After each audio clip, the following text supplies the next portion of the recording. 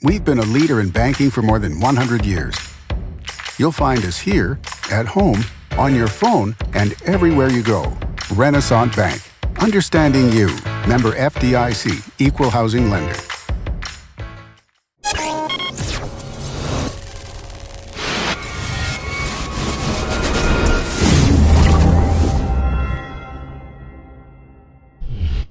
Sponsored by Renaissance Bank. Good morning, Northeast Mississippi. This is Newsbreak for Thursday, September 28th.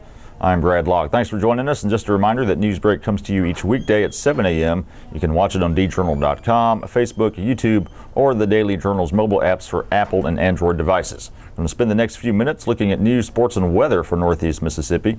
Let's start with the weather forecast for today. Mostly sunny skies, a high of 84 degrees, low of 58, just a 10% chance of rain. A 3-day outlook, the weekend looking nice. Friday mostly sunny with a high of 82, low of 59, a 0% chance of rain. Saturday sunny skies, high of 82, a low of 63, 0% chance of rain. And Sunday partly cloudy with a high of 83, a low of 61, just a 10% chance of rain. Let's take a look now at some of the top stories from the Daily Journal and djournal.com on this Thursday. A plurality of Mississippians believe improving the state's transportation system should be the legislature's top priority. But an overwhelming number oppose increasing the tax on gasoline, which is viewed by many as the most logical solution to pay for additional road and bridge needs. Those results were revealed in a poll released Wednesday by Millsaps College in Jackson and by Mississippi-based Chisholm Strategies. The poll found that 27% of respondents believe fixing roads and bridges should be the top priority of the state's elected officials. The issue of reducing the size of state government was a distant second at 15.9%. When it comes to increasing the gasoline tax, 72 of 93 respondents expressed opposition. The state's current 18.4 cent per gallon motor fuel tax is the primary source of revenue for the state's transportation needs. It is one of the lowest gasoline taxes in the nation. The Oxford School District passed a $38 million bond issue Tuesday. The district's bond referendum will be used to build a new elementary school while also making additions and renovations to current school campuses. The bond issue passed with an 83% vote as residents who live within the school district lines went to the polls on Tuesday.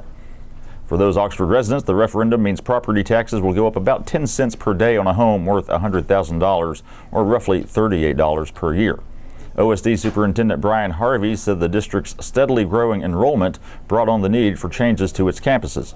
Construction of a new elementary school for the district's first and second grade students will be the primary project funded by the bond issue.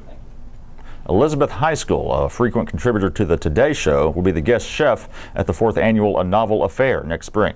The event is put on by the Friends of the Lee County Library, which presented a $24,000 check to the library on Wednesday.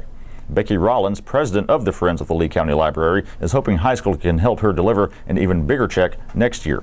A Novel Affair has raised more than $60,000 in the past 3 years to enhance the library's services. Next year's event is set for March 9th at the Summit Center in Tupelo. High school studied at the Culinary Institute of America and eventually became the lead culinary instructor at the Viking Cooking School in Greenwood. She and her husband Luke moved to Oxford in 2011, founding Woodson Ridge Farm and her catering company, Elizabeth High School Catering. She has a cookbook coming out next month. And in sports, to have a chance against Alabama on Saturday, Ole Miss will need to play strong run defense. That's something it hasn't done for a while. The Rebels gave up 246 rushing yards per game last season. Through 3 games this fall, there has been slight improvement, although UT Martin gained 219 rushing yards in Week 2. Alabama, the top-ranked team in the country, is averaging 303.3 yards per game on the ground. That ranks first in the SEC and 5th in the country.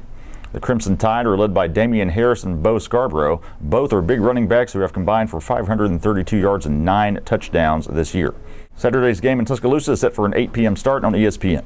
For more on the stories I talked about today, be sure to pick up a copy of your Daily Journal or visit djournal.com. Also, be sure to follow us on Twitter and Instagram at djournalnow. Give our Facebook page a like as well. And be sure to check out a couple of the podcasts we produce here at the Daily Journal. We've got double coverage, an Ole Miss and Mississippi State sports podcast with Parrish Alford and Logan Lowry. New episodes every Thursday. You can find it in iTunes, any of your podcast apps, or at doublecoverage.djournal.com. Also, The Memo, all things Northeast Mississippi, news and entertainment with W. Derek Russell. You can catch new episodes there every Wednesday and Friday in iTunes, your podcast apps, or at memo.djournal.com. Be sure to check out Wednesday's episode in which Emma Kent and William Moore talked about our Lee Ochi series, and also listen to the podcast dedicated to the Lee Ochi case. It's called Open, the Case of Lee Ochi. Emma Kent delves into the unsolved disappearance of a 13-year-old Tupelo girl from 25 years ago. The 6-episode podcast is now available in iTunes, Google Play, and other podcast apps. Or you can stream it from our website, djournal.com/open podcast. That's all for Newsbreak on this Thursday. I'm Brad Locke. We'll see you next time.